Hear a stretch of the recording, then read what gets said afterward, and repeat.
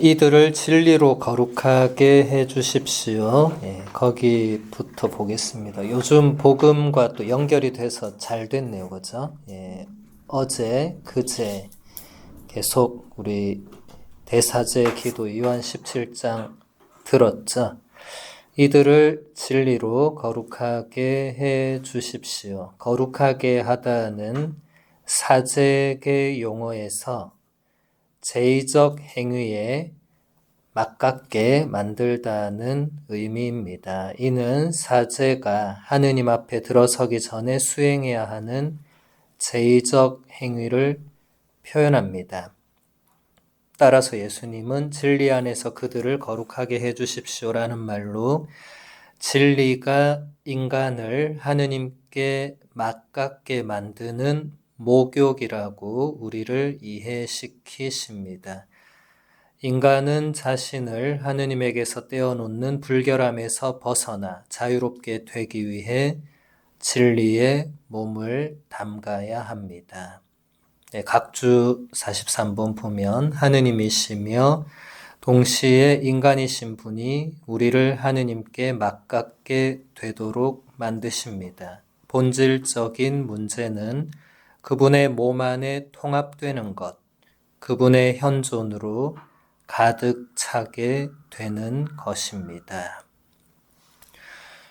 요한복음 17장은 예수님의 대사제 기도를 우리에게 전해주고 있죠. 요 며칠 계속 복음 말씀 미사 중에 들으셨을 것이고 강론도 아마 다 그 내용을 신부님들이 잘 풀어주셨을 건데 그 중에서 예수님이 한 가지 청한 중요한 청원 중에 하나가 이들을 진리로 거룩하게 해 주십시오. 거룩함과 그 진리의 연관성을 이제 베네딕토 교황님께서 이 단락에서 아주 탁월한 그 신학적 깊이로 설명을 해 주십니다. 먼저 거룩하게 하다라는 이 용어는 사제계 용어. 이 성경에 보면 그 여러 가지 계통의 그 신학 언어들이 사용이 되는데 이 언어는 이제 구약에서는 그 사제계에서 그 제의적 행위에 맞깝게 만들다. 제의는 그 신부님들이 미사 때 입는 제의도 제의지만 여기서는 그 제사의식, 그러니까 구약의 모든 그 제사의식들, 거기서 사용하는 용어입니다. 그러니까 구약에서는 그 제사, 성전에서 그 제사에 참여함으로써 거룩해지죠. 근데 이제 신약에서는 특히 이제 예수님께서 이 기도를 바치시면서 거룩함의 의미가 이제 진리라는 이 단어로 대치가 되는데, 그러니까 그 제의 행위가 진리로 대치가 되는데 사실 진리는 예수님 자신이죠. 예수님이 나는 길이요 진리요 생명이다라고 당신 자신을 규정하셨죠. 그러니까 우리는 예수님을 통해서 이제 거룩해지죠. 이제 더 이상 지난 시간에도 말씀드렸지만 이제 더 이상 그 성전에서 동물을 잡아 바치는 희생 제사를 통해서 거룩해지는 것이 아니고 예수님 이전에는 그거밖에 없었습니다. 근데 이제는 예수님이 오셔서 더 이상 동물을 잡아 바치지 않아도 되고 이제는 예수님과 맺는 관계, 그게 거룩함으로 가는 길이 된다. 진리는 인간을 하느님께 맞깝게 만드는 목욕이라는 진리로 이제 우리는 정화되고 깨끗하게 되고 거룩하게 되는데 이 진리에 몸을 담가야 한다. 근데 각주 43번도 베네딕토 교황님 말씀이거든요. 하느님이시며 동시에 인간이신 분이 예수님이죠. 우리를 하느님께 맞닿게 되도록 만드시고 본질적인 문제는 그분의 몸 안에 통합되는 것, 그분의 현존으로 가득 차게 되는 것이다. 그러니까 이제는 예수 그리스도라는 그분, 또 그분의 몸, 교회죠. 그 안에 합치되는, 그러니까 우리가 세례 성사를 받고 교회 안으로 들어와서 성체 성사를 통해서 예수 그리스도와 하나가 되죠. 그렇죠? 이렇게 우리는 이제 진리로 깨끗해지고 거룩해진다. 이것을 우리가 이제 날마다 성사에 참여하면서 이것을 실현하죠. 성사를 통해서 이제는 거룩함에 다가가게 됩니다. 성사 없이는 다른 길이 없어요, 사실은. 예. 성사를 통하지 않고서는 우리가 이제 스스로 거룩해지거나 그렇게 되기는 어렵습니다. 혼자서 이제 여러분들도 수도자니까 수도가 말 그대로 혼자서 돌을 닦는 거잖아요. 혼자서 돌을 닦을 수 있죠. 혼자서 열심히 생활할 수 있어요. 그런데 예수 그리스도 없이, 성사 없이 혼자서 돌을 닦는 것은 이 차원하고는 무관한 겁니다. 그런데 우리는 이제 우리 수녀님들은 교회 안에서 수도 생활을 하니까 이게 자연스럽게 결합이 될 수 있죠. 그래서 2000년 동안 수도 생활이 우리 교회 안에서 사실은 가장 중심이 되어 왔죠. 수도 생활이 이어지지 않았으면 교회 역사가 여기까지 오기 어려웠을 겁니다. 교부 시대는 물론이고 중세에도 물론이고 근대에도 다 수도회에서 뭔가가 나왔거든요.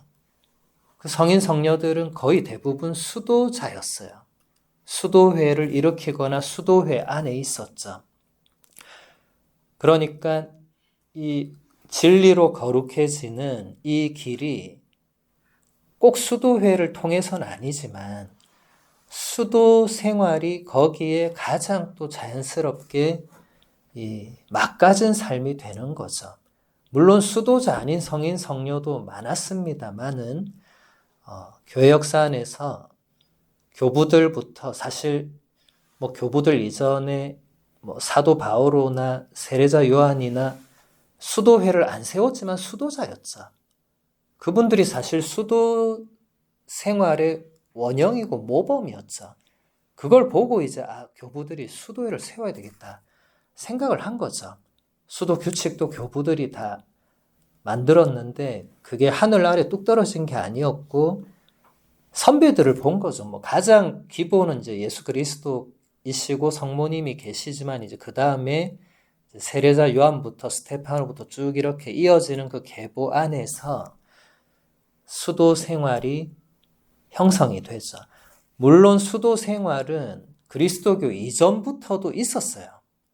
뭐 이집트나 그 아시아 문명에서 수도 생활은 있었습니다. 불교는 훨씬 오래됐죠.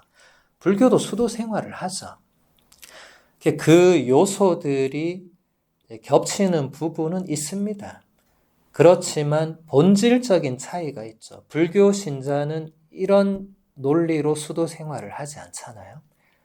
이제 내일 모레 곧 부처님 오신 날인데 사실 우리하고는 큰 상관이 없죠. 오늘 차가 많이 막히는 이유가 그날하고 관련이 있는 것 같던데 저는 사실 전혀 그날하고 상관이 없으니까 아무 생각 없이 나왔다가 왜 이렇게 차가 막힐까 하고 곰곰이 생각해 보니까 그날과 연관이 있더라고요. 사실 요즘은 그날보다는 이게 연휴라서 그게 크거든요. 월요일이 노니까 사람들이 오늘부터 놀러 가는 거죠. 3박 4일 놀 수가 있으니까. 우리하고는 아무 상관은 없습니다만 그래서 이제 우리는 이 수도 생활이 예수 그리스도와 결합되고 일치되는 그 목적이 이 생활과 관련이 있습니다. 그냥 돌을 닦는다. 그냥 일찍 일어난다. 그냥 자신을 깨끗이 한다. 우리는 그런 차원은 아니에요. 그렇게 살아가는 사람들 전 세계에 많아요. 불교 아니라도 그냥 혼자 도 닦는 사람도 많아요. 제가 세계 각지를 가보면 뭐 종교, 비종교를 막론하고 수도자로 사는 사람이 많더라고요. 되게 놀랬습니다. 수도자는 많아요. 근데 우리는 그냥 수도자가 아니죠. 그죠? 우리는 예수님께서 진리로 거룩하게 해달라고 청하신 바로 그 청원으로 우리가 이 생활을 한다고 보시면 됩니다. 그래서 예수님의 이 청원은 사실 우리 사제 수도자들에게 더 특별한 의미가 있죠. 우리는 특히 더 이 청원대로 진리로 거룩하게 살아야 되는 존재들이죠. 그런 부르심을 받았죠. 그래서 우리는 날마다 진리가 무엇인가를 물어야 됩니다. 빌라도가 예수님께 물었죠. 진리가 무엇이냐? 예수님이 대답을 안 하셨죠. 왜냐하면 빌라도는 진리이신 분을 눈앞에 두고 진리가 무엇이냐는 어리석은 질문을 했죠. 우리도 그럴 수 있습니다. 우리도 예수님을 눈앞에 두고 예수님을 곁에 두고 다른 뭔가를 찾을 수 있거든요. 진리가 무엇이냐고 제가 물어보라고 한 것은 다른 뭔가를 찾으라는 의미가 아니라 우리가 진리 자체이신 분과 얼마나 결합되어 있는가, 일치되어 있는가를 확인해 보라는 차원이죠. 그 다음 본문 보겠습니다. 요한복음서 13장에서 예수님은 제자들에게 너희는 깨끗하다라고 말씀하십니다. 정결이라는 선물은 하느님의 행위입니다. 어떤 정화 시스템을 따르더라도 인간 스스로는 자신을 하느님께 합당하게 만들 수 없습니다. 너희는 깨끗하다라는 예수님의 놀랍게 단순한 말씀에서 그리스도의 신비의 위대함이 요약됩니다. 우리에게 내려오신 하느님이 우리를 깨끗하게 만드십니다. 정결은 선물입니다. 네, 우리 수녀님들이 종신서원을 할 때 청빙과 정결과 순명을 서원하는데 서원하기 이전에 정결이 선물이라고 교황님께서 잘 알려주고 계십니다. 선물을 받고 또 그 선물을 서원하는 거죠. 서원은 약속과 차이가 있습니다. 약속은 깰 수도 있고 깨어질 수도 있는 게 약속이에요. 몇 시에 만나자 했는데 내가 갑자기 다른 일이 생기면 못 만날 수 있는 게 약속인데 서원 혹은 서약은 깰 수가 없어요. 깨어질 수도 없습니다. 그리고 평생을 그 서원으로 살아야 됩니다. 그래서 서원하시기 전에 잘 생각하셔야 됩니다. 평생을 내가 이 세 가지 서원으로 산다는 그건 결코 가벼운 약속이 아니거든요. 그냥 언제든지 수도회를 나가면 된다. 그거는 말도 안 되는 생각이고 뭐 그렇게 생각하고 서원을 하는 수도자는 아무도 없겠지만 이제 살다 보니 뭐 어쩔 수 없이 혹은 다른 여타 이유로 그 서원을 그만두는 경우가 발생하겠지만 어쨌든 준비하는 여러분들의 입장에서는 종신이라는 단어 자체가 죽을 때까지 그리고 사실은 죽음을 넘어서도 그 서원은 계속됩니다. 그러니까 영원에 가깝다고 보면 되겠죠. 그것을 준비하고 이제 그것을 평생에 걸친 서원으로 우리가 살아야 되는데, 근데 교황님께서 서원 이전에 선물이라고 얘기를 하시죠. 그렇죠? 그리고 우리 스스로는 자신을 하느님께 합당하게 만들 수 없다. 제가 아까도 얘기했죠. 아무리 혼자 돌을 닦고 혼자 일찍 일어나고 기도하고 그것을 아무리 혼자 열심히 해도 우리 스스로는 그 자체로 하느님께 합당한 존재 혹은 그게 합당한 봉헌이 될 수 없습니다. 수녀님들이 그런 생각을 하고 계시면 그거 좀 위험해요. 내가 열심히 해서 공덕을 쌓아서 합당해질 수 있다. 이건 이단입니다. 이거는 다음에 배울 기회가 있겠지만 이미 5세기에 벨라지오라는 이단이 이런 주장을 했어요.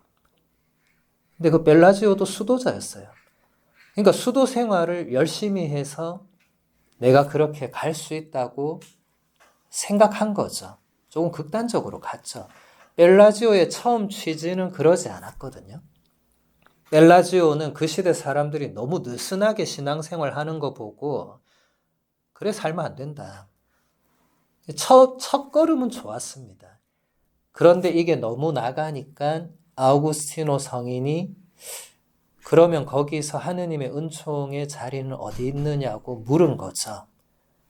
하느님의 은총이 작용을 해야 되는데 벨라지오는 하느님의 은총은 처음에 세례받을 때 딱 한 번 주어지고 그 뒤부터는 우리가 알아서 하면 된다. 그렇게 나간 거예요. 그 취지는 열심히 살자였는데 지금 교황님 말씀도 무엇이 우선인가 이것을 잊으면 안 된다는 거예요. 우리가 서원을 할 수 있는 것도 하느님의 은총입니다. 내가 수도원에 들어와서 내가 열심히 준비해서 10년 동안 갈고 닦아서 종신서원을 한다고 생각하면 매우 큰 착각입니다. 그건 하느님께서 여러분을 불러주셨고 하느님께서 서원 때까지 여러분을 지켜주셨고 하느님께서 서원을 허락해 주시는 거죠. 주체가 내가 되면 안 됩니다. 아우구스티노 성인은 그것을 벨라지오에게 얘기한 거죠. 너 계속 그렇게 나가면 안 돼. 우리가 아무리 열심히 해도 열심히 안 하는 걸 열심히 하도록 하는 건 맞지만은 그렇다고 해서 우리가 하느님의 은총과 하느님의 선물을 대신해서 내가 열심히 해서 그걸 얻는다. 그거 아닙니다. 이게 굉장히 미묘하죠. 그렇죠? 이게 잘못하면 또 잘못 해석하면 그럼 굳이 뭐 열심히 살 필요가 뭐 있나. 은총과 선물을 잘 받으면 되지. 그것도 아닙니다. 그러니까 이게 굉장히 이 이단은 요즘은 이단이 다 사입이지만 옛날은 이 이단이냐 아니냐가 참 미묘했어요. 그래서 그 당시에는 누가 이단인지 사람들이 잘 몰랐어요. 다 후대에 판명이 났어요. 그 이단도 참 열심히 했어요. 우리가 옛날 이단처럼 열심히 살면 우리 벌써 많이 바뀌었을 겁니다. 옛날에는 이단도 요즘 이단이 아니었어요. 정말 열심히 했습니다. 그러니까 할 말이 있었던 거죠. 그렇지만 본질적인 것은 은총이 우선한다는 그것은 한 번도 2000년 동안 변하지 않은 진리입니다. 그래서 우리 수녀님들이 서원을 준비하고 서원을 하실 때도 내가 여기까지 왔구나 그거 아니에요. 하느님께서 나를 여기까지 올 수 있게 해주셨구나에 감사하면서 기쁘게 서원을 하시고 그리고 이제 나머지 주어지는 인생도 죽을 때까지 수도자로 기쁘게 사시면 되겠죠. 수도 생활에 기쁨이 없으면 안 됩니다. 이제 수도자가 기쁘지 않으면 그때부터는 이제 약간 문제가 있는 거예요. 보통은 이제 내적으로 문제가 생기겠죠. 외적으로는 그렇게 문제가 생기기 어렵습니다. 왜냐하면 수도 생활 자체가 여러분이 입은 수도복 자체가 외적인 문제 발생을 막아요. 여러분이 그 옷 입고 거리를 나가는데 무슨 문제가 생깁니까? 사람들이 여러분이 수도자인 걸 다 알고 있는데 문제가 안 생겨요. 내적인 문제가 생깁니다. 내적인. 예. 아마 여러분들이 다 선배 수녀님들한테 이제 들으셨고 보셨을 건데 이 매일 똑같은 게 반복이 되면 인간인 이상 이 매너리즘 이런 게 오거든요. 맨날 똑같은 시간에 똑같은 걸 하니까 이 스트레스도 받아요, 사람이. 살다 보면 이제 몇십 년이 만약에 지나갔다. 입회하고 20년, 30년 지나갔다. 그러면 사람이 내가 왜 맨날 이렇게 살아야 되나? 이런 생각을 충분히 할 수 있어요. 충분히. 인간이기 때문에. 첫마음 이런 거 이제 어느 순간 희미해지고 사라지면 내가 계속 이렇게 살아야 되나? 이런 생각을 할 수 있습니다. 그런 생각까지는 이거 나쁜 거 아니에요. 인간이니까 당연한 거거든요. 인간인 이상 학자들의 표현을 빌리면 인간은 같은 공간에 매일 있는 것도 스트레스를 받는다고 합니다. 알게 모르게. 그렇잖아요. 무슨 감옥도 아니고 맨날 똑같은 곳에 가만히 있으면 스트레스 받죠. 그렇죠? 예. 저도 로마 유학할 때 그걸 느꼈어요. 처음으로. 그전에는 별로 신학교 때도 10년 동안 그런 거 못 느꼈는데 로마에서는 그게 딱 오더라고요. 매일 똑같은 공간에서 책만 보니까 사람이 이게 스트레스를 받더라고요. 그래서 제가 그때 일주일에 한 번은 이 공간을 나가야 되겠다. 예. 뭐 그렇다고 제가 뭐 사제직을 그만두는 게 아니고 그냥 이제 근처에 성지들을 다니기 시작했죠. 자, 그때부터 성지 순례를 제가 하기 시작했어요. 그 전에 저는 성지 순례 누가 가라 해도 안 갔습니다. 뭐 그냥 성당 가서 기도하면 되지. 뭐 굳이 성지를 가나 이랬는데 막상 이제 성지를 가보니까 성지를 가야 되는구나. 그런 걸 느낀 거죠. 수녀님들도 이 공간 스트레스가 오면 그 공간에서 한 번씩 나가는 게 필요해요. 이제 수녀님들은 혼자는 안 되니까 같이 이제 수녀님들하고 근처에 어디 뭐 성지나 혹은 뭐 산이나 이렇게 가시면 됩니다. 예. 너무 한 공간에 너무 계속 있으면 스트레스를 받거든요. 그러면 이제 내면에서 자꾸 이 이상한 질문들이 올라옵니다. 내가 왜 이 공간에 계속 이렇게 있어야 되지? 이제 이런 식으로 가면 한번 나갔다 오면 그런 질문이 딱 사라지거든요. 근데 안 그러고 계속 방에 있으면 그 질문이 이제 그 존재를 넘어서게 되죠. 제가 로마 유학할 때 사제 수도자들이 유학을 그만두는 경우뿐만 아니라 그 사제 수도자 길을 그만두는 경우도 거기서 몇 번 봤거든요. 안타까운 케이스죠. 그것을 못 넘어서는 거죠. 누구나 그런 상황들이 올 수 있는데 그럴 때 그 질문의 존재를 걸 필요가 없거든요. 수님들도 나중에 아마 어떤 좀 독특한 소임지에 가면 그런 질문들이 계속 몰아닥칠 수 있어요. 나는 누군가, 여기는 어딘가, 내가 여기서 왜 이렇게 살아야 되나, 이런 질문들이 올 수 있습니다. 저도 로마에서 그런 질문들이 올 때 주교님께 메일을 써야겠다, 그런 생각도 많이 했거든요. 가장 쉬워 보이는 길이죠, 그죠? 메일을 쓰면 들어오라고 하시겠죠. 뭐 들어오라고 안 하시면 할 수 없지만은 여러분들도 장상수녀님께 메일을 써야겠다 이런 생각이 올라올 수 있죠. 근데 수녀님이 이제 허락을 안 하시면 이 문제가 커질 수 있거든요. 그러면 순종해야 되는데 순명성은 했으니까 그때 순종을 안 할 수 있거든요. 그럼 어떻게 되는 거죠? 그러면 그 길에서 벗어나는 거죠. 근데 안 그런다는 보장이 없어요. 제가 로마에서 참 괜찮은 사제 수도자들이 그렇게 되는 모습을 실제로 보면서 너무 안타깝더라고요. 근데 이미 말려도 안 되더라고요. 아니, 왜 지금 여기서 이렇게 하지 말고 다시 생각을 해보자 해도 안 되는 거예요. 장상도 뒤늦게 들어오라고 해도 안 들어가는 거예요, 이제. 나는 그냥 내 길을 가겠다 하고 다른 길을 가는 거예요.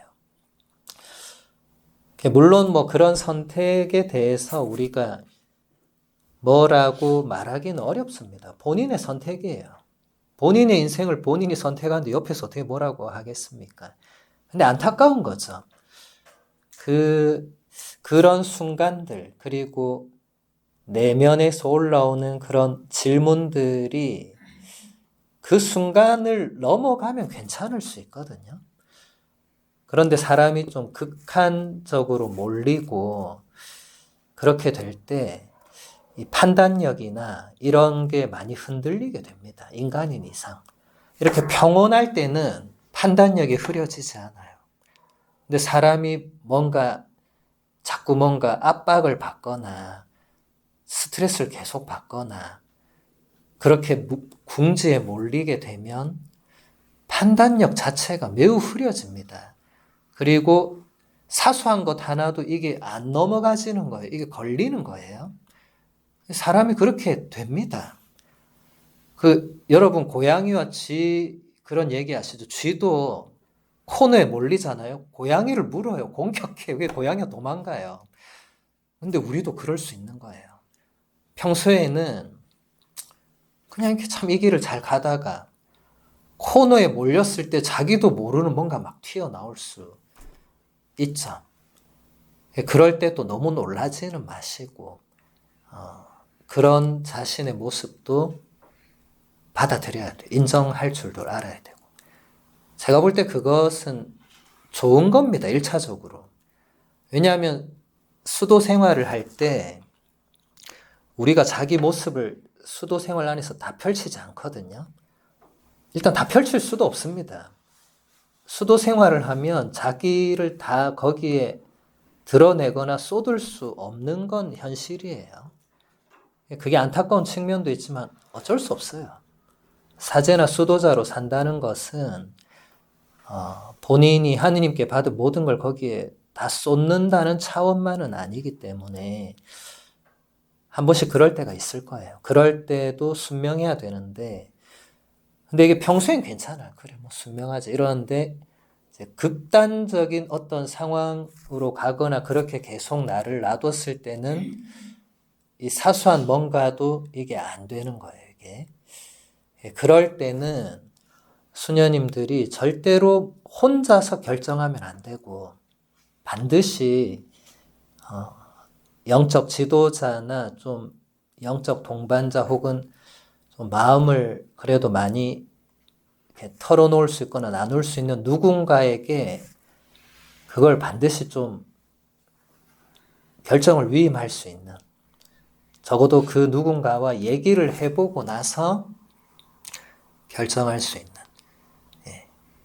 근데 그렇게 얘기해도 뭐 안 되면 제2의 인생을 사는 거지만 웬만하면은 될 수 있습니다. 저도 로마에서 위기나 고비가 있었거든요. 없을 수 없어요. 그럴 때 그 함께 유학하던 신부님들이 조언을 해주셨는데 그게 결국은 저를 붙들어 주더라고요. 그래, 이 또한 지나가리라. 그리고 내가 여기서 사제 생활을 뭐 죽을 때까지 할 것도 아니고 뭐 결국은 또 다른 곳으로 갈 건데 내가 로마에 목숨을 걸 이유가 뭐가 있나. 여러분 수녀님들도 한 소임지에 아무리 오래 있어도 30년 있고 이러진 않거든요. 모르겠어요. 요즘은 뭐 몇 년까지 있는지 잘 모르겠지만 10년 이상 그렇게 계속 있게 하고 이러지 않을 거예요. 요즘 시스템 상으로는. 뭐 한 5년 정도 되면 바뀌거나 더 일찍 바뀌거나 그러겠죠. 그러니까 거기서의 삶이 모든 게 아닙니다. 그리고 지나가거든요. 그러니까 그 곳에서도 그런 소임지를 가더라도 지혜롭게 풀어나가는, 그래서 한 번씩 거기를 벗어나면 됩니다. 그만두라가 아니고 그냥 그 공간을 잠깐 떠나면 돼요. 그러면은 뭐 굉장히 이게 그냥 쉬운 말로 기분 전환이 된다 그러죠. 그죠? 우리가 왜 밖에 바람 쐬러 나가는 거예요? 기분 전환하러 나가잖아요. 그러니까 수녀님들이 수도 생활을 하신다고 너무 골방에 틀어박혀서 기도만 하시는 것은 정신건강에 도움이 안 될 때가 간혹 있기 때문에 제가 이런 말씀을 드립니다. 예수님께서 골방에 들어가 문 닫고 기도하라고 하셨는데 그렇다고 매일 그냥 그거를 하다 보면 어느 날 이 내면에서 내가 왜 이래야 되나 이럴 때가 오면은 이제 잠깐 나가야 되는구나. 수녀님들은 봉사가 아니잖아요. 그러니까 다른 동료하고 나간다고 해서 잘못되거나 이런 거 아니에요. 수녀님들이 나가서 뭐 어디 이상한 데 가겠어요? 뭐 가봤자 뻔한 데 갈 거 아니에요. 그러니까 그런 곳에 가셔서 또 새로운 곳을 둘러보고 또 거기서 나에게 들려주시는 하느님의 음성도 들어보고 그런 게 필요하다는 겁니다. 지혜가 필요합니다. 지혜. 수도 생활은 지혜가 필요해요.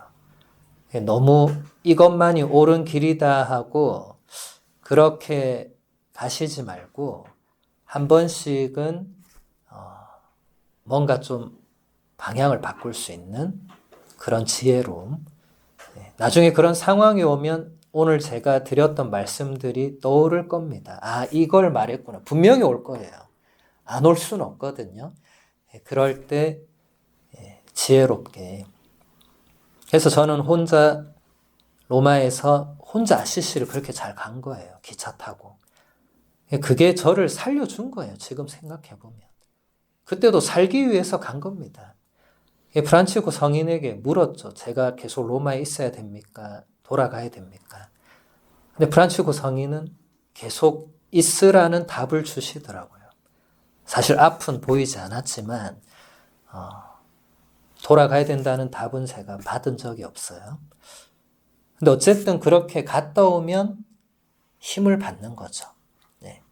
그래서 꼭 성지가 아니더라도, 왜냐하면 수녀님들 소임지에 근처에 성지가 있다는 보장이 없기 때문에 꼭 성지가 아니더라도 잠깐 그렇게 그 공간을 벗어나서 다른 공간에서 또 하느님께 뜻을 여쭤볼 수 있습니다. 그 다음 본문 볼게요. 교부들이 말하는 성사는 개별 성사가 아니라 그리스도의 삶과 죽음의 신비 전체를 의미했습니다. 이 신비 안에서 그분은 인간에게 다가오셨고 당신의 영을 통해 우리 안에 들어서시어 우리를 변화시키셨습니다. 하지만 성사가 인간을 실제로 정화하고 우리를 내면으로부터 새롭게 하기에 이것은 또한 새로운 실존의 동력이 됩니다. 예수님께서 행하신 것을 수행하라는 명령은 신비로 나아가기 위한 단순한 윤리적인 첨가사항이거나 그분과 대등한 관계를 이루라는 의미가 아닙니다.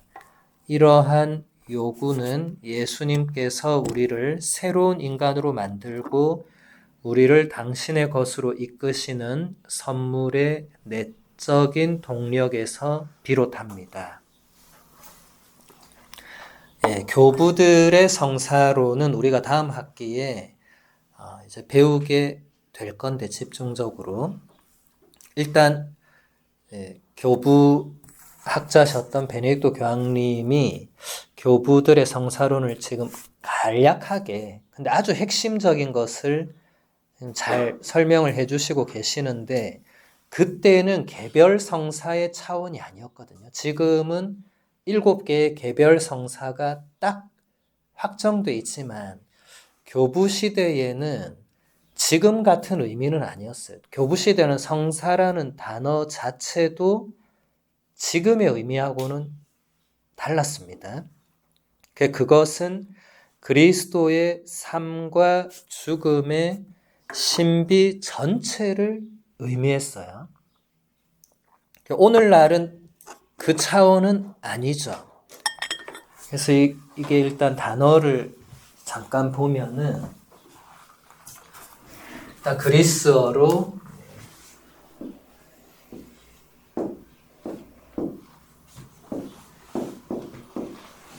이게 그리스어로 이제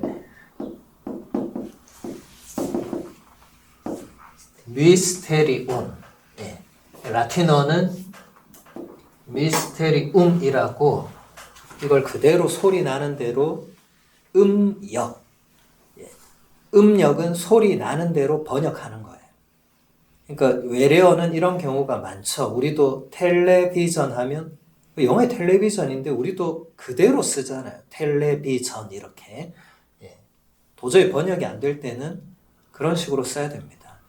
물론 텔레비전을 바보 상자라고 한때 쓰기도 했어요. 그 왜 그랬습니까? TV 오래 보지 마라 그런 의미였죠. 바보 된다고, 생각이 없어진다고.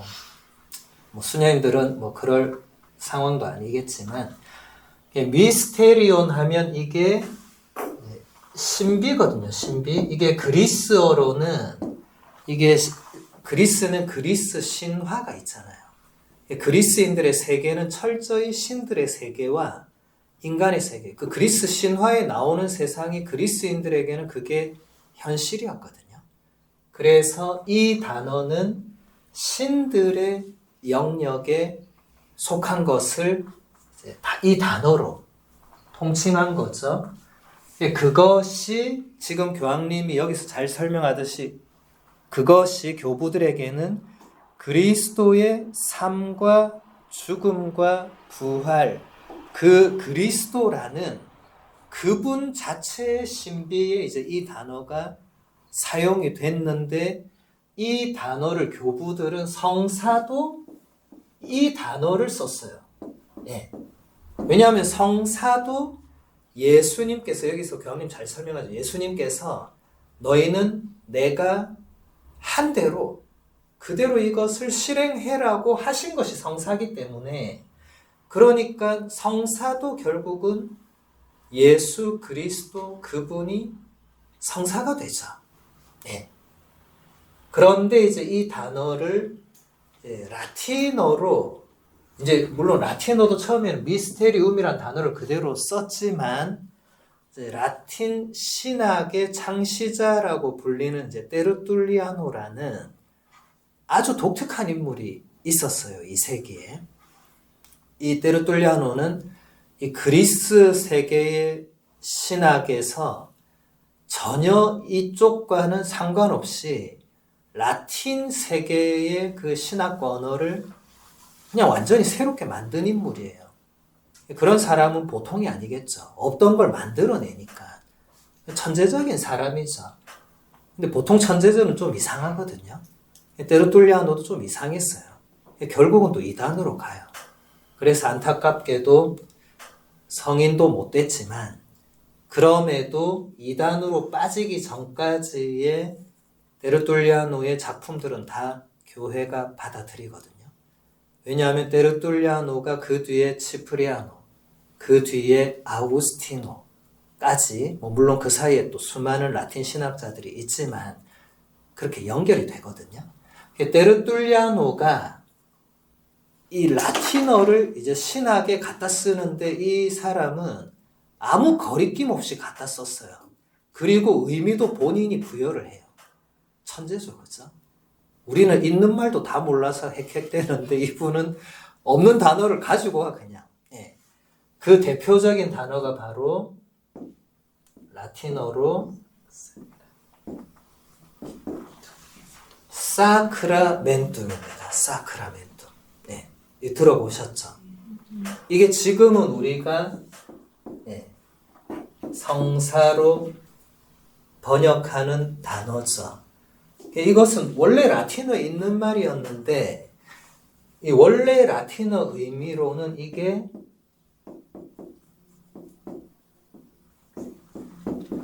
군인들이 고대는 다 전쟁의 시대잖아요. 뭐 물론 오늘날도 전쟁하지만 군인들이 이제 전쟁하기 전에 맹세를 해야 되잖아요. 무슨 맹세하겠어요? 나는 전쟁 중에는 상관의 지시에 무조건 복종한다. 그래야 전쟁을 이기겠죠. 이제 수님들은 군대를 안 갔다 왔으니까 저만 갔다 왔으니까 생각해보면 이제 상상을 해보면 자 상관이 옛날에 오늘날처럼 드론 쏘는 게 아니고 옛날처럼 육박전을 해야 되는데 자 상관이 돌격 앞으로 했는데 아무도 안 가면 어떻게 됩니까? 지는 거죠. 돌격 앞으로 하면 누군가 가야 되죠. 근데 그 사람은 죽을 확률이 크겠죠. 근데 가야 됩니다. 가야 우르르 가서 누군가 죽겠지만 그 전쟁에 이길 수 있는 거죠. 그렇죠? 그러니까 거기서 돌격 앞으로 했는데 안 가고 뒤로 도망가면 다 죽는 거죠. 그래서 전쟁에서 이제 맹세하는 것 그리고 옛날 전쟁은 신들의 전쟁이었기 때문에 반드시 전쟁 나가기 전에 자기 신에게 제물을 바치고 서원을 했어요. 서원. 내가 이 전쟁에서 순교를 하겠다. 내가 이 전쟁에서 죽더라도 내가 이 자기 신에게 자기 신을 위해서 또 자기 조국을 위해서 내가 죽겠다. 네. 이런 단어를 때르툴리아노가 그냥 쓱 가져옵니다. 왜냐하면 우리가 세례 때 이걸 하잖아요. 세례 때 이걸 하거든요. 천재적인 사람이에요. 이걸 다 꿰뚫어 본 거죠. 그래서 우리가 세례 때 하는 맹세가 이제는 사실 어떻게 보면 우리도 영적인 전투에서 사탄의 나라와 예수 그리스도의 나라가 전쟁을 하는데 우리도 예수 그리스도의 군대로서 싸우는 때르툴리아노는 그렇게 생각을 한 거죠. 근데 틀린 생각은 아닙니다. 사실 맞는 거죠. 그렇게 해서 우리도 맹세하고 서원을 하고 세례를 받죠. 세례를 받았으면 사도 바오로가 뭐라고 했죠? 세례를 받았으면 이제는 예수 그리스도와 함께 묻힌 거다. 이제 같이 죽은 거다. 이제 예수 그리스도와 함께 되살아날 것이다. 이 단어는 이제 이런 의미로 성사가 되는데, 그러니까 이제 이 단어를 대체하게 되는 거죠. 예. 그런데 교부 시대에는 이 단어를 썼어도 저 의미도 있었다는 거예요. 오늘날은 저 의미는 없어요. 이제 그냥 7개의 성사의 그 의미만 남아있는데, 근데 사실은 저 의미도 그 안에서 죽지 않았습니다. 오늘날 사람들이 저 의미를 모르고 있을 뿐이죠. 그리고 오늘날 시대는 더 이상 그 그리스 로마 신화의 시대나 고대 시대가 아니다 보니까 저런 의미를 설명하지 않을 뿐이지만 여전히 유효합니다. 교황님이 지금 그 얘기를 하는 거예요. 이 신비는 여전히 성사 안에서 살아있고 작용합니다. 그 말을 하는 거예요. 두 번째 문장 보세요. 이 신비 안에서 그리스도께서는 인간에게 다가오시고 당신의 영을 통해 우리 안에 들어오셔서 우리를 변화시키신다. 또 성사는 인간을 실제로도 정화하고 우리를 내면으로부터 새롭게 하기 때문에 새로운 실존의 동력이 됩니다. 그래서 우리 수녀님들 매일 성사에 참여하는 것이 매일 똑같은 걸 왜 하나 이 차원이 아니에요. 그런 매너리즘이 오는 것은 뭐 인간적으로 이해할 수 있지만 그 질문이 올 때 교황님의 이 답을 기억하셔야 됩니다. 매일 똑같은 게 아닙니다. 어제 미사, 오늘 미사가 똑같습니까? 아닙니다. 유일한 미사거든요. 내 평생 단 한 번뿐인 미사입니다. 그럼 또 어떤 분이 아니 신부님 3년 뒤에 또 그 전례력으로 그 미사 하잖아요. 그 3년 뒤에 또 전례력으로 돌아오지만 그 3년 전 거랑 이 3년 뒤에 거 같은 거예요? 아닙니다. 다릅니다. 그런 질문을 하는 분은 성사가 뭔지 아직 제대로 이해를 못하고 있는 거예요. 성사는 그런 게 아닙니다. 성사는 단 한 번만으로도 우리를 정화하고 우리를 새롭게 하는 은총이 그 안에 있습니다. 그걸 우리가 느끼고 못 느끼고는 둘째 차원입니다. 못 느끼는 게 안타까운 거지. 그렇다고 또 우리가 매일 느끼는 건 또 그것도 쉬운 일은 아니거든요. 우리가 매일 하는 것에서 매일 새로운 은총을 발견하는 것은 과제이기는 하지만 쉬운 과제는 아닙니다. 저도 매일 미사를 드리지만 자, 로마에서 혼자 있을 때 매일 미사를 드려야 되나 말아야 되나 고민을 많이 했거든요. 그러니까 저도 그때는 성사의 이런 차원을 잊어버린 거죠. 너무 상황이 극한적으로 가고 내가 매일 미사를 드리든 안 드리든 아무 상관이 없을 것 같은 현실에서 살다 보니까 고민했던 거죠. 물론 고민하면서도 저는 한 번도 안 한 적은 없어요. 안 하려고 할 때쯤 예수님께서 한번 강하게 이렇게 뭔가를 주시더라고요. 혼자 미사할 때. 수녀님들은 경험하기 어려운 차원이죠. 왜냐하면 혼자 미사를 할 수 있는 유일한 존재는 사제밖에 없잖아요. 그죠? 저는 그때 사제직의 그 특별함을 많이 깨닫게 되었죠. 그 전까지는 별로 그런 거 의식 못 했는데 혼자 미사하다가 혼자 미사를 하지 말까 생각하다가 사제만이 미사를 혼자서도 할 수 있고 같이도 할 수 있고 사제가 없으면 미사를 할 수가 없잖아요. 이제 이런 것을 제가 그때 크게 깨달은 거죠. 그 체험이 있었죠, 체험이. 제가 그 체험은 얘기했던가요? 안 한 것 같은데, 그죠? 수녀님들 눈빛 보니까 안 한 것 같아. 네. 제가 한 번은 이렇게 미사를 이제 혼자 하다가 이게 무슨 의미가 있나 하면서 이제 내일부터 안 해야겠다는 생각을 그냥 했어요, 그냥. 사실 안 하는 신부님들도 계시거든요. 로마에서는. 솔직히 뭐 누가 알겠습니까? 그리고 내가 안 한다고 내일 지구가 망하겠습니까? 이런 생각이 들더라고요.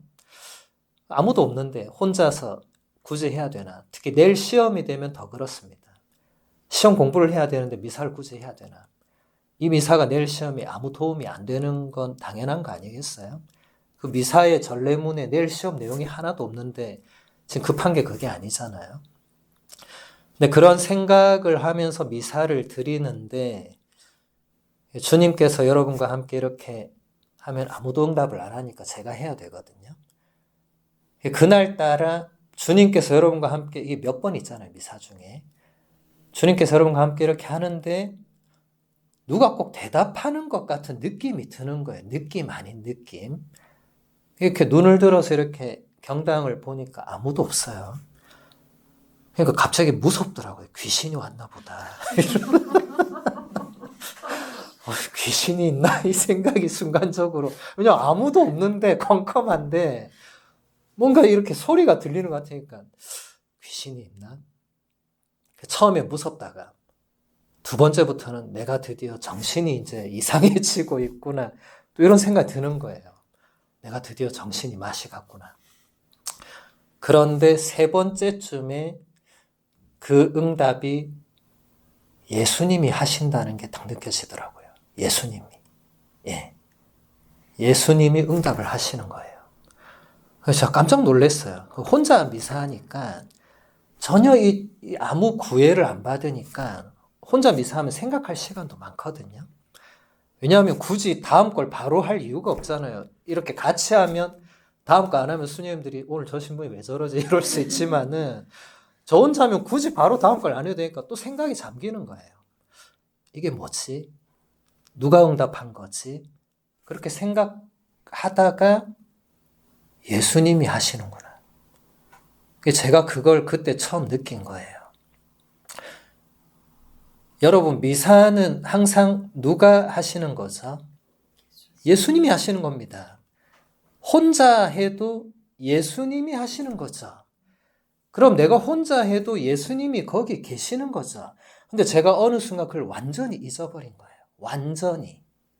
이제 로마에서 매일 혼자 미사하다 보니까 완전히 잊어버린 거예요. 완전히. 그러니까 해야 되나 말아야 되나까지 간 거죠. 그리고 내일부터 안 해야겠다로 간 거죠. 주일 미사 빼고는 사실 의무도 아니기 때문에 의무도 아닌 걸 굳이 내가 왜 하나 이러면서 내일부터 안 해야지 하는데 예수님이 개입하신 거죠. 너 혼자 하는 게 아니고 내가 함께 있다고 그날 미사 중에 이렇게 다 오더라고요. 그게 강렬하게. 그 뒤로는 제가 안 해야겠다 이런 생각은 뭐 한 적도 없고 그 뒤로는 제가 미국 가서도 4년 동안 혼자 있었거든요. 근데 한 번도 미사를 안 한 적이 없어요. 그냥 오히려 더 기쁘게 감사하게 미사를 봉헌했죠. 그래서 우리 수녀님들 미사가 매일 있는 게 당연한 거 아닙니다. 특별한 겁니다. 그리고 아주 감사할 일이고 은총의 선물이에요. 사제가 없으면 미사가 이루어지지 않습니다. 그래서 사제가 오시는 것은 그 어느 사제든지 예수님을 모시고 오는 거니까 감사해야 되죠. 그래서 이런 것들이 우리를 매너리즘에서 벗어나게 해줍니다. 매일 하는 것들이 매일 똑같다 이렇게 생각하면 스트레스를 받겠죠. 매일 똑같으면. 그거 아닙니다.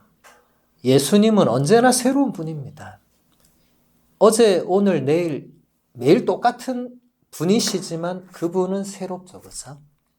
그러니까 그런 생각들이 유혹들이 올 때 이겨내실 수 있는 그 성사의 힘이 있어요. 예수님께서 내가 여기 있다고 말씀 안 하시더라도 우리는 그걸 알고 있잖아요.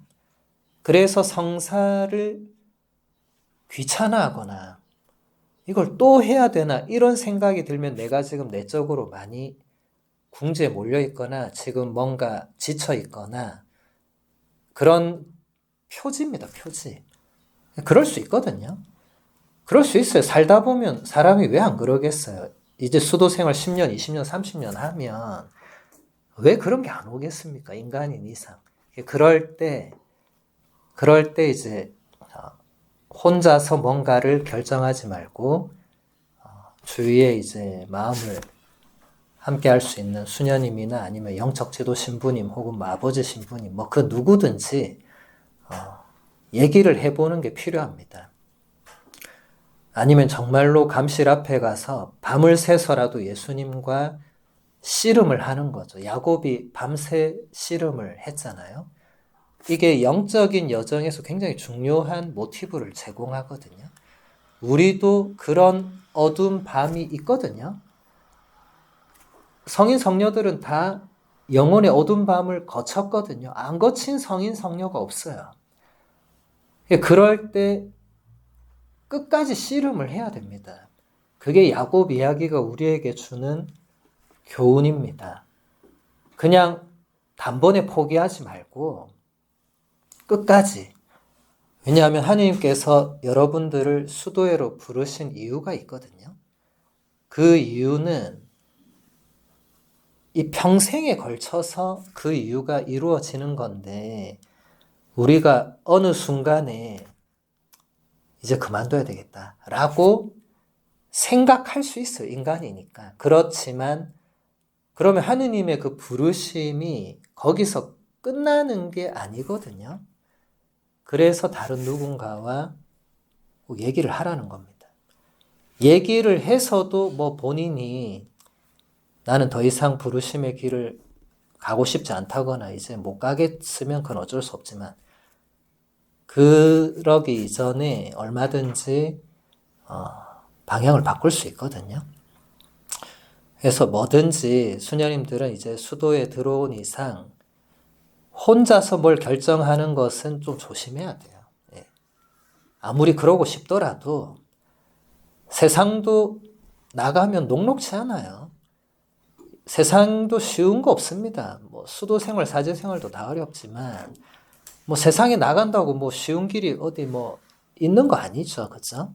그러니까 여기를 벗어나는 게 가장 쉬운 길처럼 보여요. 일단은 저도 로마에서 그랬으니까.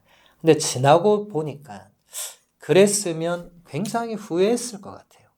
당장 쉬워 보이는 길을 선택하는 것이 당장은 쉬워도 나중에는 그게 아닙니다. 그러니까 혼자 뭘 급하게 결정하는 것은 좋지 않다. 서원 이전에도 그렇고 서원 이후에는 더 그렇습니다. 서원 이후에는 그 서원이 평생에 이제 걸쳐서 있는데 그걸 내가 서원해놓고 바꾸겠다. 그건 안 되죠.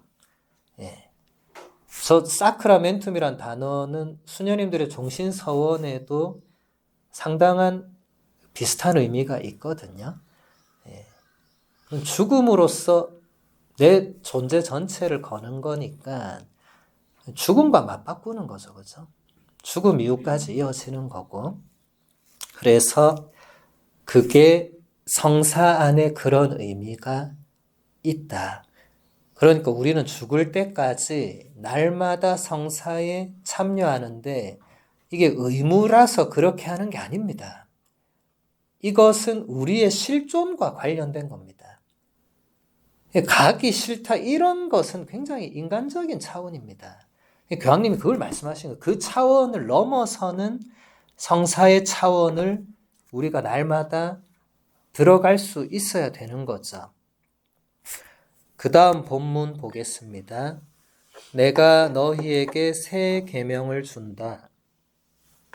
서로 사랑하여라. 내가 너희를 사랑한 것처럼 너희도 서로 사랑하여라. 새 계명의 새로움은 윤리적 행위 수준에 놓일 수 없습니다. 새 계명에 대한 말씀의 본질은 외적 행위에 대한 호소가 아니라 우리에게 선사되는 존재의 새로운 바탕입니다. 새로움은 그리스도와 함께함, 그리고 그분 안에 있음이라는 선물에서만 올 수 있습니다.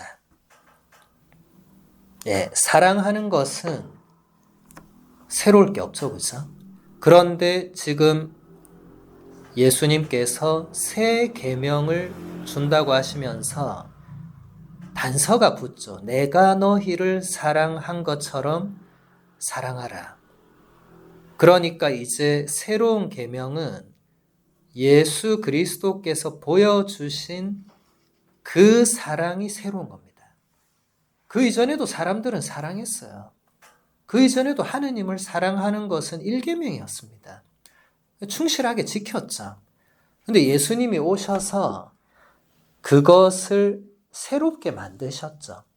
그 전에 사람들이 그렇게 안 한 건 아니고 이제는 예수님이 와서 행하시고 보여주시고 남기신 모든 것이 우리에게는 새로운 계명이 되고 새로운 사랑이 됩니다. 그러니까 여기서 교황님께서 잘 포인트를 짚어주신 것처럼 이제 새로움은 예수 그리스도와 함께하는 것, 그리고 예수 그리스도 안에 있는 것, 이 두 가지 선물에서 올 수 있습니다.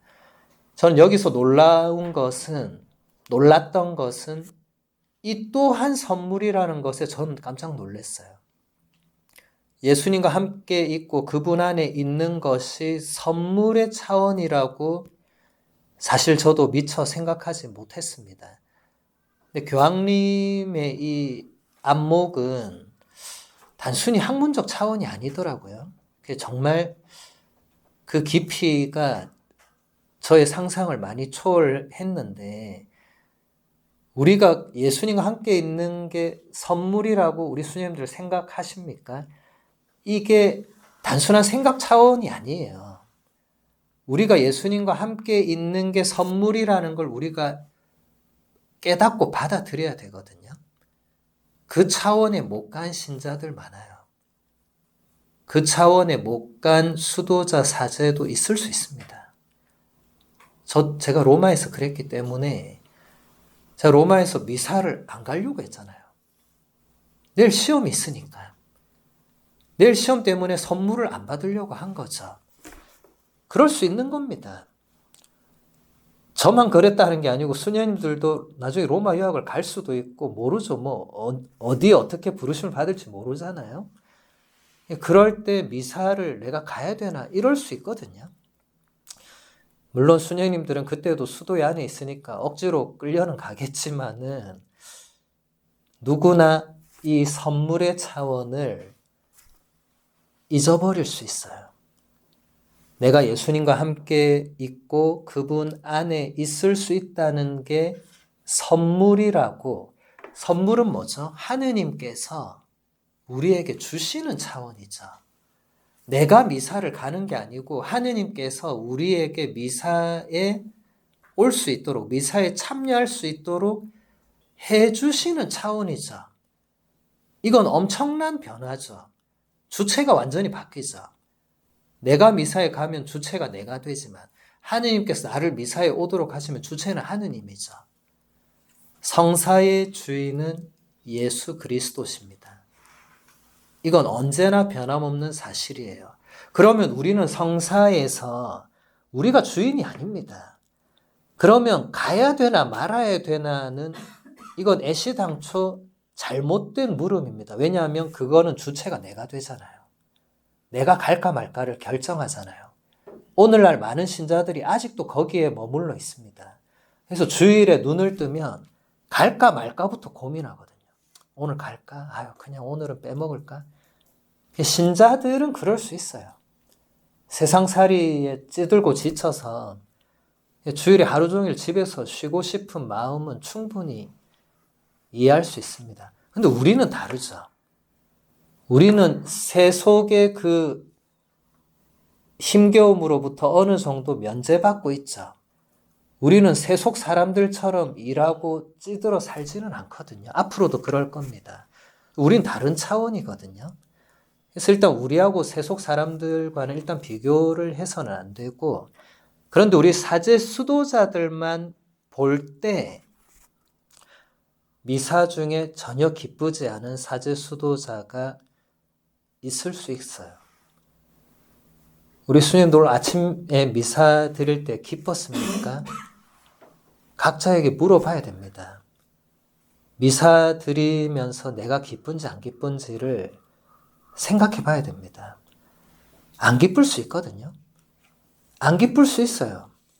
저도 로마에서 미사 드릴 때 매일 혼자 기쁘지 않았거든요.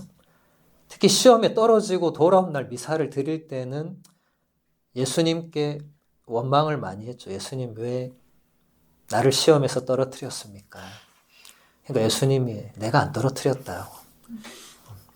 교수님이 떨어뜨린 건데 사실 네가 공부를 안 한 거 아니냐. 사실은 맞죠. 맞는데 예수님한테 책임을 돌리고 싶은 그런 마음인 거죠. 네.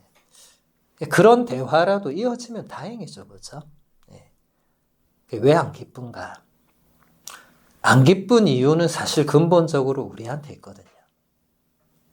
우리는 다른 곳에 변명을 돌리려고 하지만 사실은 내 안에 있습니다. 내 안에. 사실 대부분의 질문에 대한 답은 내 안에 있습니다. 근데 우리가 그것을 깊이 생각해 보지 않거나 아니면 빨리 그걸 다른 누군가에게 책임 전가를 하려고 하는 거죠. 우리는 그런 본성이 있어요.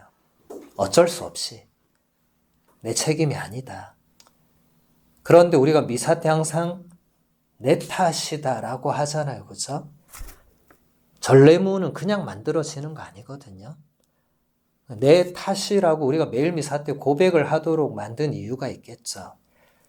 모든 것은 내 안에 1차적으로 그 근원이 있다는 거예요. 다른 사람을 탓하기 전에 나부터 돌아봐야 됩니다.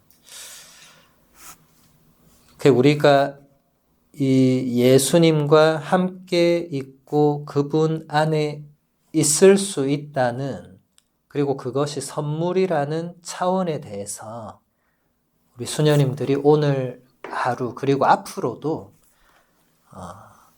그것을 잘 생각해 보시면 좋겠어요. 미사뿐만이 아니라 모든 전례, 그 모든 성사, 그리고 사실 수도 생활 자체도 교회가 선물이라고 바티칸 공의회에서 규정을 했거든요.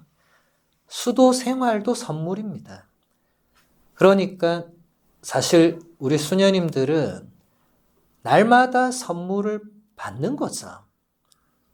이 생활을 한다는 자체가 선물이라고 교회가 규정을 했기 때문에 그것은 우리가 나는 그렇게 생각 안 한다. 이렇게 받아들일 수 있는 차원이 아니죠. 비록 힘들고 어렵지만 선물은 좋은 거잖아요. 그러면 그것도 하나님께서 주시는 선물이니까 당연히 더 좋은 뭔가가 있겠죠. 그렇다면 사제와 수도자로 사는 것이 힘들고 어렵겠지만 그 안에 하느님께서 주시고자 하는 좋은 선물이 있습니다. 수도 생활 자체가 힘드실 거예요, 앞으로도. 그런데 그게 다가 아닙니다. 그게 다면은 이때까지 수도 생활 한 분들은 뭐하러 그렇게 한 거예요? 그 어리석은 거잖아요. 그냥 밖에서 살면 되지. 뭘 그렇게 안에서 평생을 그렇게 그 수도복 하나로 그렇게 살아온. 근데 그게 어리석은 게 아니잖아요. 세상이 볼 때는 어리석지만 우리가 볼 때는 그 선물을 충실히 간직한 거죠. 죽을 때까지. 그래서 우리 수녀님들 자꾸 세상에 있는 사람들하고 자신의 삶을 비교하면 안 됩니다. 그들은 그들의 삶을 삽니다. 그들도 힘겨운 삶을 삽니다. 말 안 할 뿐이에요. 드러내지 않을 뿐입니다. 다 수도에 들어오기 전에 경험하셨을 거 아니에요. 세상의 삶이 쉽지 않습니다. 교회 안에서 사는 게 얼마나 이게 의미 있고 소중한가를 우리는 더 깨달아야 됩니다. 교회가 나를 지켜준다는 이게 얼마나 감사한지를 더 생각해야 됩니다. 저는 아이러니하게도 로마에 가서 그걸 더 깨달았거든요. 로마는 교회의 심장이잖아요. 로마에 가면 가장 저를 지켜줄 줄 알았는데 로마에 갔더니 오히려 가장 더 저를 그냥 극하게 그냥 내버려 두더라고요. 로마가 나를 지켜주지 않더라고요. 로마가 사제 수도자들을 지켜주지 않습니다. 로마에서 많은 사제 수도자들이 그 길을 그만뒀습니다. 아이러니하죠. 로마인데. 이것은 이제 로마라는 그 단어가 다르게 적용이 된 건데 지금 우리는 뭐 계속 그 얘기를 하기는 좀 그렇고 어쨌든 중요한 것은 우리 수녀님들이 수도복을 입고 있는 한 평생 교회 안에 있습니다. 교회의 사람으로 예수님과 함께 있는 거죠. 그래서 평생 그 옷을 입는 것에 대해서 감사해야 됩니다. 예. 때로는 내가 매일 이 옷을 입어야 되나 이런 생각이 드실 수 있겠죠. 매일 이걸 써야 되나 그런 생각이 드실 수 있겠지만 선물입니다. 선물. 네. 이런 것을 제가 말하지 않아도 수녀님들이 마음으로부터 그렇게 생각하실 때 수도 생활의 기쁨이 거기서 시작됩니다. 그 다음 본문 보겠습니다. 그분 안에 통합된 존재로서 우리 자신을 의탁하는 것. 이제는 내가 사는 것이 아니라 그리스도께서 내 안에 사시는 것입니다. 이것이 중요합니다. 아우구스티노의 산상설교에 대한 주해에서 계속 등장하는 핵심 어는 자비입니다. 우리는 스스로 주님의 자비 안으로 빠져들도록 놔둬야 하며 그랬을 때 우리 마음도 올바른 길을 찾을 수 있습니다. 새 계명은 단순히 더 높은 차원의 새로운 요구가 아닙니다. 그것은 예수 그리스도의 새로움에 그분 안으로 점점 빠져들어 가는 것에 달려 있습니다. 네, 예수님 안에 그분과 결합된 혹은 통합된 존재로서 우리 자신을 의탁하는 것이 중요한데 교황님은 갈라티아서 2장 20절을 인용하셨어요. 이제는 내가 사는 것이 아니라 그리스도께서 내 안에 사시는 것입니다. 이 성경 말씀이 우리 모두의 고백이 되어야 됩니다. 특히 사제 수도자들은 누구나 이렇게 고백할 수 있어야 됩니다. 사도 바오로의 고백이지만 이게 성경에 수록됐다는 것은 사도 바오로 개인의 고백이 아니고 앞으로는 예수 그리스도와 하나가 되고자 하는 사람은 누구든지 바오로의 후계자라면 누구든지 다 이 고백이 나의 고백이 돼야 됩니다.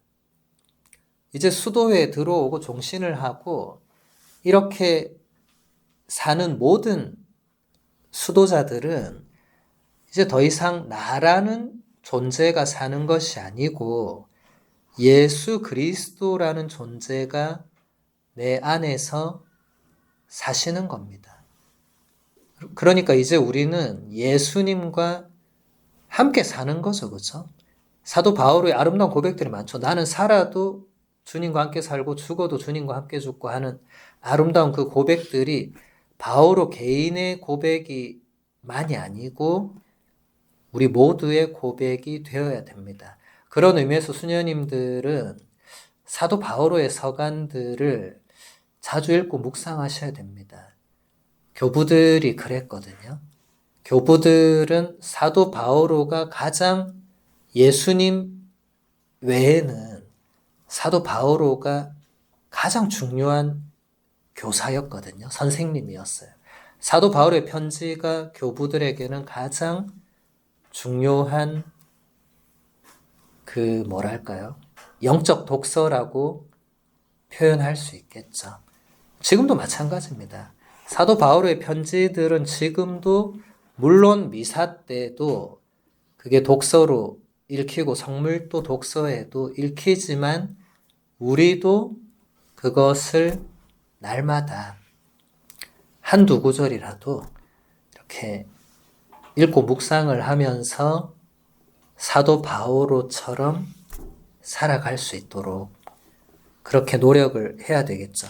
그리고 아우구스티노 성인의 그 산상설교에 대한 주해가 있어요. 우리말로는 아직 번역은 안 됐고 제가 기회가 되면 한번 할 생각인데 거기서 어쨌든 그 등장하는 핵심어는 자비입니다. 자비. 그리고 교황님이 여기서 중요한 말씀을 하시죠. 우리는 스스로를 주님의 자비 안으로 빠져들도록 놓아두어야 하고 그랬을 때 우리 마음도 올바른 길을 찾을 수 있다. 그러니까 아까 제가 말씀드린 그런 극단적 상황에서 내가 그냥 내가 혼자 결정하려 할 때 그럴 때 주님의 자비에 일단 자신을 맡기고 그러면 올바른 길을 걸어갈 수 있다.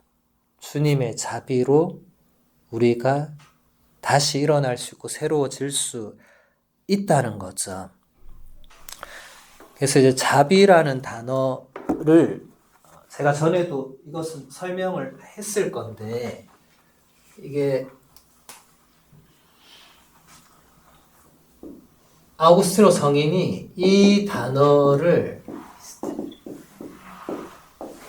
산상설교 내에 해설하는 내내 물론 이 단어가 산상설교에서도 거기 나오죠. 자비를 베푸는 사람은 행복하다. 그들은 자비를 입을 것이다. 예. 미제리꼬르디아. 이제 이 단어를 아우구스티노 성인이 해설을 하면서 미제르와 꼬르디아가 만나는 거죠. 이 단어 자체가 그렇습니다. 미제르는 우리가 미사 중에 미제레레 하잖아요. 그죠? 불쌍히 여기다. 예, 비참하게 여기다. 이 자체가 비참함입니다. 비참함. 예. 이 단어를 명령형으로 쓰면 불쌍히 여겨달라. 지금은 많이 의역해서 자비를 베풀어 주십시오.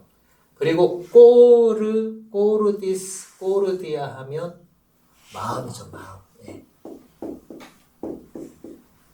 그러니까 사실은 이제 자비는 불쌍히 여기는 마음인데, 아우구스티노 성인은 이것을 또 기가 막히게 해석을 해서 이렇게 딱 끊어서 비참한 이들에게 예수님의 마음이 가닿는 것이 자비다.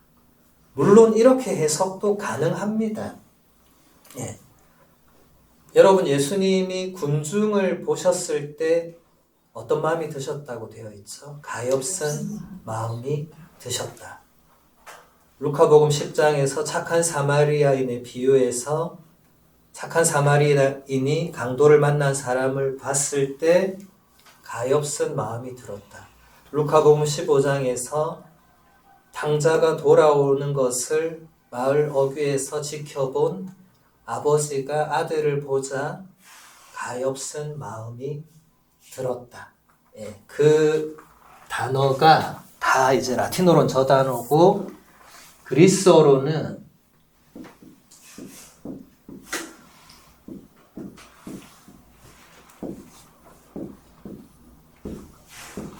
스플랑크 니조마이라는, 전에 아마 제가 한두 번 여기 썼을 거예요. 기억나세요? 예. 스플랑크 니조마이. 예.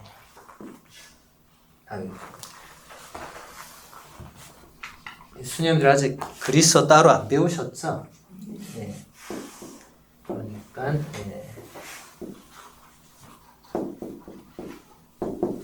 그리스어는 근데 써진 걸 자세히 보면 거의 비슷합니다. 왜냐하면 그리스어 알파벳이 지금 서양 알파벳의 모체가 되거든요. 이게 이렇게 발달한 거예요. 한 단어 한 단어를 자세히 보면 뭐 별 차이가 크게는 없어요. 예. 크게는 없어요. 크게. 예. 그죠? 작게는 있지만 히브리어 이런 것보다 낫잖아요. 그죠? 히브리어, 시리아어, 콥트어는 그냥 막 지렁이 기어다니고 저도 그쪽은 감당이 안 되는데, 저도 제 전공이 아니어서 모르기도 하고. 어쨌든 이 단어는 예수님이 그 측은한 마음이 드셨다 할 때 이제 이 단어가 다 사용이 되는데, 그 착한 사마리아인 또 그 탕자의 아버지 다 이 단어거든요. 이 단어는 특이하게 명사가 동사화된 단어예요. 왜 특이하냐면 그리스어 라틴어는 동사가 중요하거든요.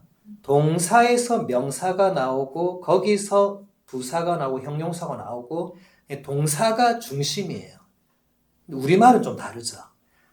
그런데 이 단어는 명사가 중심이거든요. 그래서 스플랑크 논이라는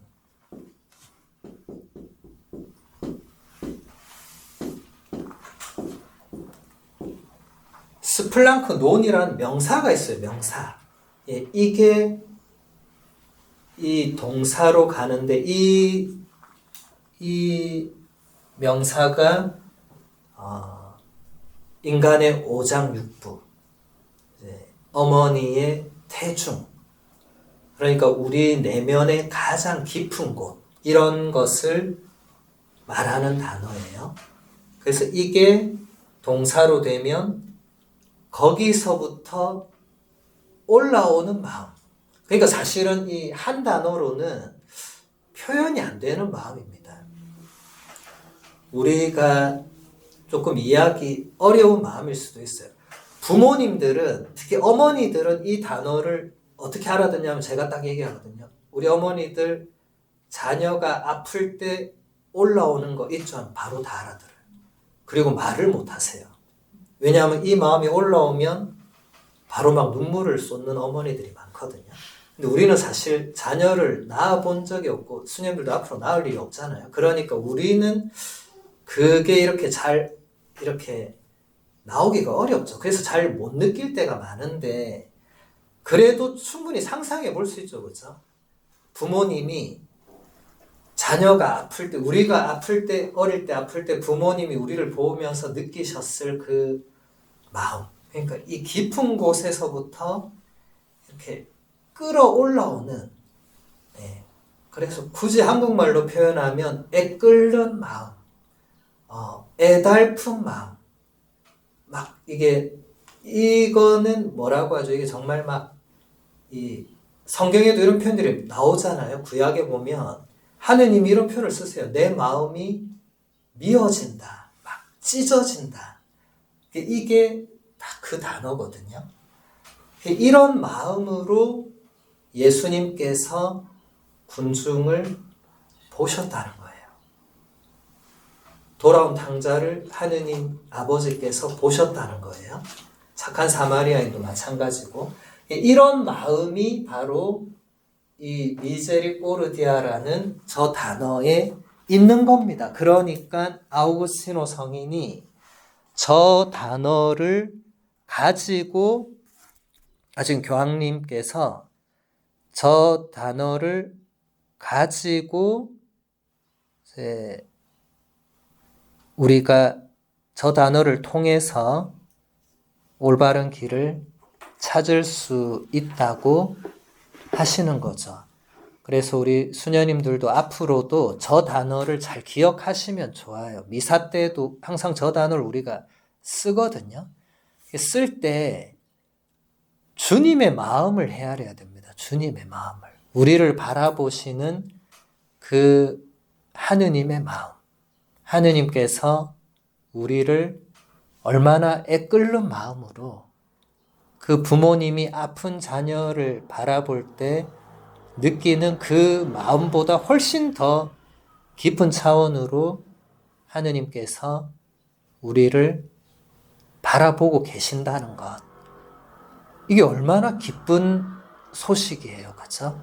이게 얼마나 하느님의 자비를 우리가 그렇게 생각하고 깨달으면 깨달을수록 우리는 하느님께 그런 자비를 받고 있는 존재라는 이보다 더 기쁜 소식은 아마도 없을 것입니다.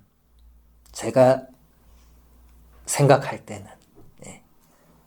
그게 우리 수도 생활의 기쁨에도 저 단어는 중요합니다. 수도 생활을 하다가 지치거나 내가 수도 생활을 잘 못한다고 느낄 때도 하느님은 언제나 변함없이 저 단어로 나를 바라보고 계시기 때문에 다시 일어설 수 있고 다시 시작할 수 있는 거거든요. 네. 그래서 저 단어 그리스어와 라틴어를 수녀님들이 꼭 이렇게 적어서 기억을 하시고 그 의미를 한 번씩 되새겨 보시면 도움이 많이 될 것입니다. 네, 오늘 강의는 여기